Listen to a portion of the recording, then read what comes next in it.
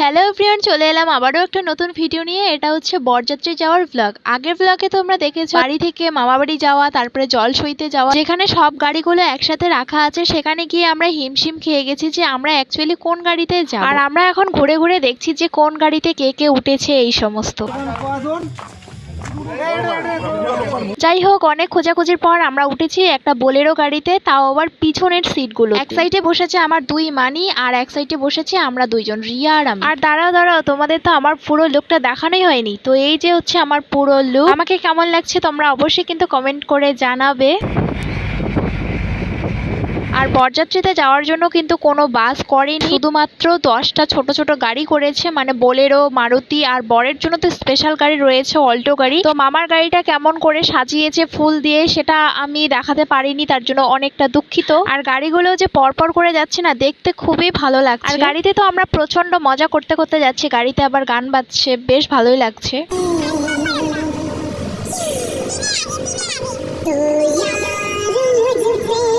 তো আমরা কিন্তু নতুন মামির বাড়িতে চলে এসেছি। আর হয়তো তোমরা ওই দূরে দেখতে পারছো অনেকেই দাঁড়িয়ে আছে, তো ওখানে বাজি ফাটাবে সে কারণে।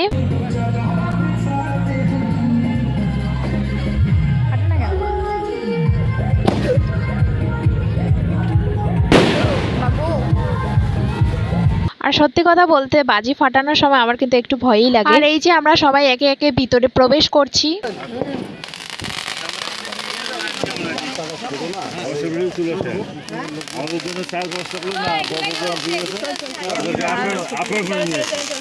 আর সামনে যাদেরকে দেখছো সবাই কিন্তু বরযাত্রীর লোক। আর মামাকে কিন্তু এখনো বরণ করেনি, মামাকে বরণ করবে, তারপরে কিন্তু ভিতরে নিয়ে আসবে। আর আমরা কিন্তু তার আগেই চলে এসেছি, আমাদের আসতে বলেছিল আগেই, তার জন্য। আর ভিতরে এসে আমরা চলে গেছি মামির কাছে। আর দেখতেই পাচ্ছ মামিকে কিন্তু খুব মিষ্টি লাগছে।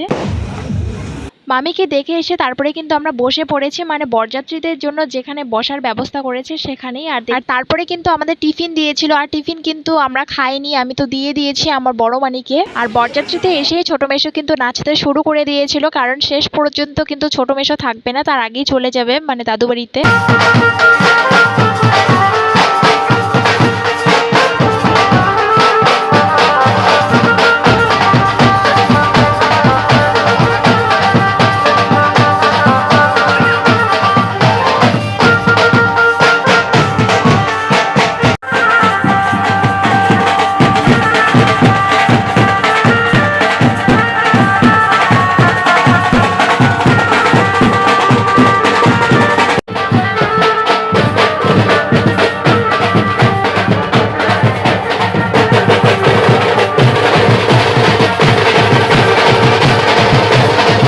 আর তারপরে কিন্তু প্রায় 12:30 নাগাদ আমরা চলে গিয়েছিলাম খেতে। আর এক সাইডে কিন্তু খাওয়া অলরেডি স্টার্ট করে দিয়েছে। আর যেহেতু সেদিন খুব পরিমাণে গরম ছিল, সে কারণে আমরা একটু বাড়ির ভিতরে গিয়ে বসেছি ফ্যানের নিচে। আর এদিকে আমার মানিরা খেতে চলে এসেছে, আর আমাদের কেউ ডাকেনি। আর তারপরে নতুন মামির দিদি গিয়ে আমাদের ডেকে নিয়ে এসেছিল। আর যেহেতু বাইরে গান হচ্ছে সে কারণে কিন্তু কি বলেছি কথাটা আমি মিউট করে দিয়েছি।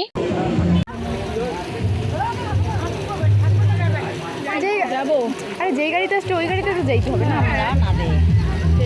তোমরা কিন্তু শুনতেই পেলে যে আমার দাদু কিন্তু যেতে দেয়নি, তারপরেও কিন্তু সবাই চলে গেছিল। আমরা কিন্তু থাকতে চেয়েছিলাম, বিয়ে দেখতে চেয়েছিলাম, বাট আমাদের থাকতে দেয়নি, তার সে কারণে কিন্তু আমরাও চলে গিয়েছি। খাওয়া দাওয়া করার পর কিন্তু 6-7টা গাড়ি রাতেই চলে এসেছে, আর 2-3টে গাড়ি মতো ছিল সেটা ভোরের দিকে এসেছে। আর আমরা যখন বাড়ি আসছিলাম তখনও কিন্তু বিয়ে স্টার্ট হয়নি। আর তারপরে কিন্তু বাড়িতে এসে আমি আর কোনো ব্লগ করিনি, এটা হচ্ছে ভোরের ক্লিপস তোলা। তো এখন নতুন বউ কিন্তু শ্বশুর বাড়িতে প্রবেশ করবে, এখানে দিদা বরণ করে নিয়ে যাবে।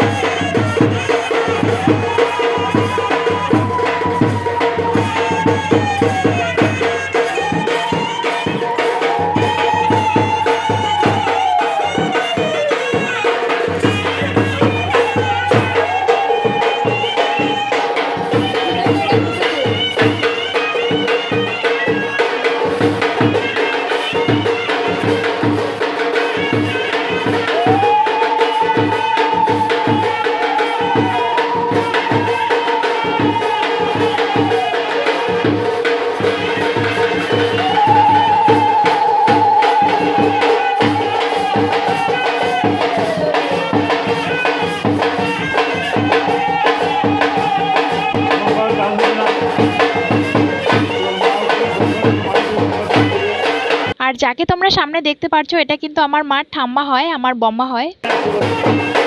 তোমরা কিন্তু দেখতে পারছো আমরা ঠাকুর ঘরে চলে এসেছি, মানে বুঝতেই পারছো আমরা কিন্তু গেট ধরবো আর মামিদেরকে কিন্তু ঠাকুরের সামনে বসিয়েছি, এখানে সবাই আশীর্বাদ করবে। আর এই গেট ধরার পুরো প্ল্যানটা কিন্তু ছিল আমার।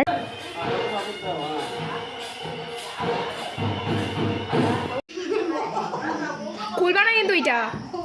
তো যাই হোক, আজকের ব্লগটা কিন্তু এই পর্যন্ত। ভালো লাগলে অবশ্যই সবাই লাইক কমেন্ট করে দিবে, আর যারা নতুন দেখছো তারা কিন্তু অবশ্যই আমার চ্যানেলটিকে সাবস্ক্রাইব করে দিয়ে আমার পাশে থাকবে। আর দেখা হচ্ছে বউ ভাতের ব্লগ নিয়ে।